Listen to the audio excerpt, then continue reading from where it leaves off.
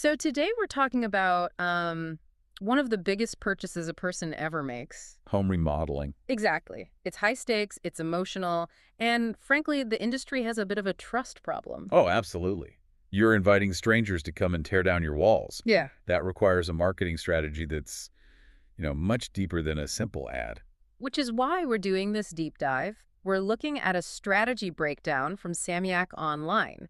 They've been in this space for over 20 years, and they're flagging a major shift. Yeah, this isn't just about regular SEO anymore. We're moving into what they call AI SEO and LLM SEO. And that's because people aren't just typing keywords into a search bar now. No, they're having conversations. Right. I might ask an AI, find me the best eco-friendly renovation company in my area. The whole intent has changed. It's Right. conversational, and that's where it gets really tricky for a remodeler. For an AI to recommend you, it has to truly understand you. Which is where this idea of semantic SEO comes in. That's what the source calls it. It's all about context. So it's not just about having the words kitchen renovation on your site, but teaching the AI that you are a business entity that performs kitchen renovations in a specific city. Spot on. And you do that with something called schema markup. Okay, break that down for us. Think of schema as like a digital name tag you put on every piece of information on your site. You're basically structuring the code to tell the AI, this is a before and after photo, this is a 5-star review, this is our service area. So without it, the AI just sees a wall of text. A blob of text. But with it, it understands, okay, this firm in Chicago is highly rated for historic home renovations. Yeah. You're handing the machine a resume it can actually read. And that is entity optimization in a nutshell. You define your business as a distinct entity. If you don't do this, you just won't be part of the conversation when a user asks for a recommendation. Okay, but even if the AI recommends you, you still have to convince the person on the other end, the human element. Of course.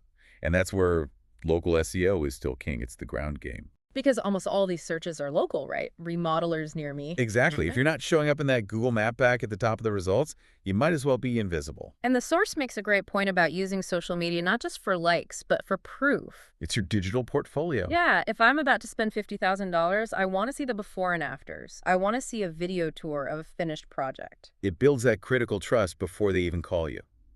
And that goes for reputation management, too. You have to be responding to reviews, both good and bad. It shows you're accountable. Mm. Now, I want to talk about the technical foundation because none of this cool AI stuff works if the website itself is slow or broken. Right. You can't build a skyscraper on a shaky foundation. And there's a really telling testimonial in the source from a client, Jamie Nakash. This piece is so crucial. His website was really struggling. Samyak Online spent 5 months 5 months. just doing tedious back-end work. But the result was getting his Google Site Speed score into that green good zone. And that's not just about a user getting impatient and leaving. No, it's a huge ranking factor. If your site is slow, the AI crawlers will struggle.